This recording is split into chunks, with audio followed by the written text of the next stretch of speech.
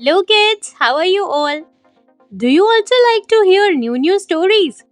Well, we have brought you a new story which is very interesting. So let's begin the story. Are you ready to listen? Let's read about Gulliver's travels.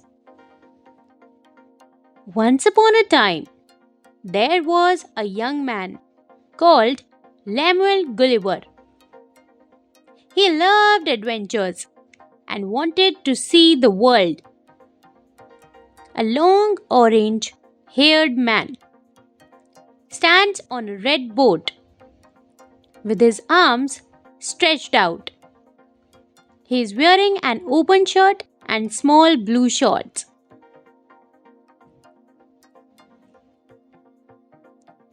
One day he set off across the sea on a big sailing ship. But soon the weather got very bad. It was very stormy and the waves were huge. Suddenly the ship started to sink. Gulliver jumped inside the sea. He swam as hard as he could. Before long, he was washed up on a sandy beach. He was so tired and he fell fast asleep.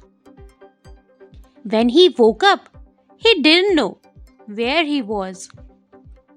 He couldn't move his hand. Then he tried to move his head and his legs, but he couldn't. He wondered if he was dreaming. Then he felt something move on his leg. What was it? A little animal, like a mouse?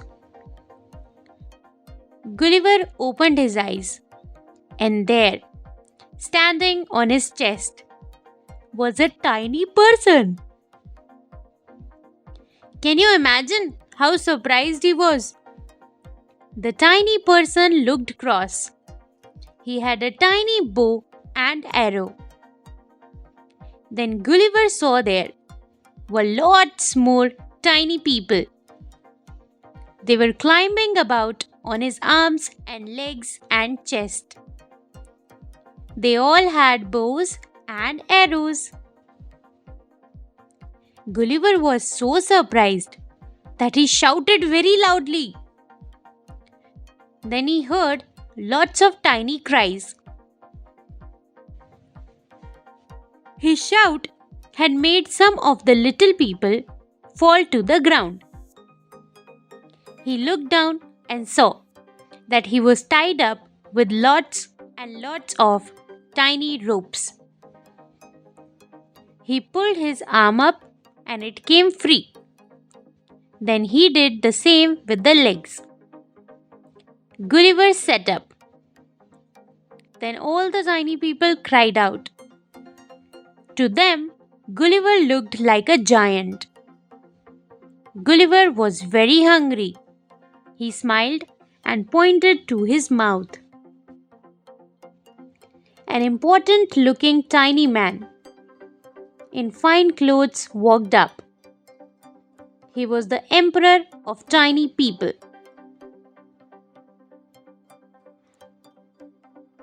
The emperor smiled at Gulliver. He told the tiny people to drop their bows and arrows. Then he spoke to some of them and pointed. Now they are going to get some food for me, thought Gulliver. I think I am going to like it here.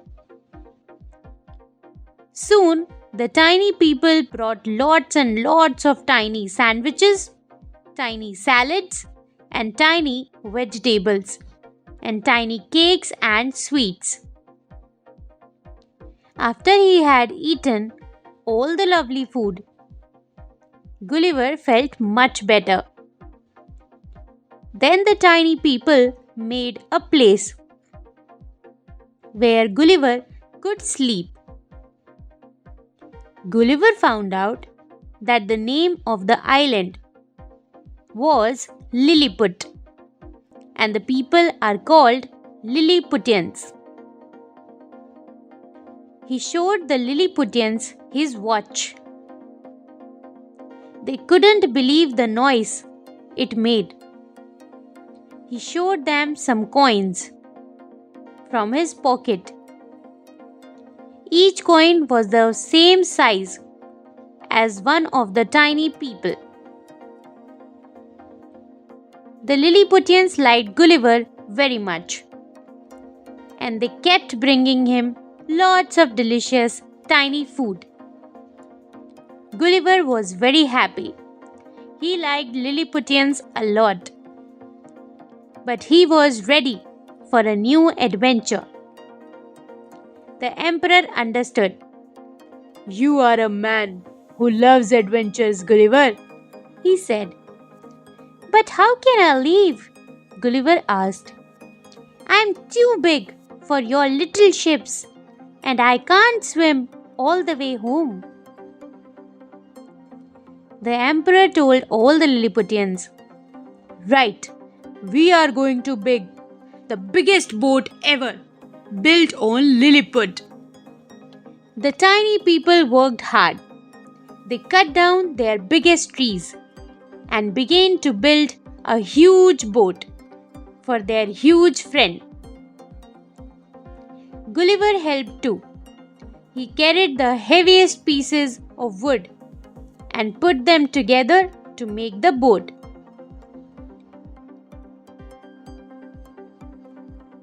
The Emperor gave Gulliver some tiny coins and a picture of Gulliver in Lilliput.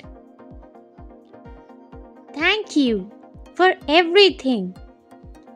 Gulliver was sad to leave. His boat was wonderful, but it was very small for him. "I won't get all the way back home in this." Gulliver walked into water. He pulled the boat behind him, and he climbed on top and began the journey to home.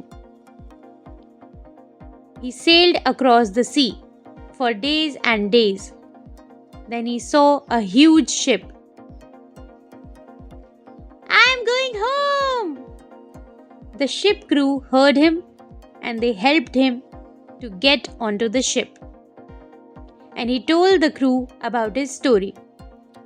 The crew could hardly believe their ears. "Tiny people never heard such a thing. How can this be true?" "It is true," cried Gulliver. "Look!" He showed them the tiny coins and the picture of him in Lilliput with his tiny friends. "Maybe this story is true." When Gulliver got home, he told this story to everyone. Some people believed him and some didn't. But Gulliver did not mind, as he knew what had really happened back on the island of Lilliput. It wasn't long before he set sail and went off to another amazing adventure. So this was the end of the story. How did you like it? If you liked the story, then click on the like button. And don't forget to subscribe our channel so that whenever a new story comes, you will get the update.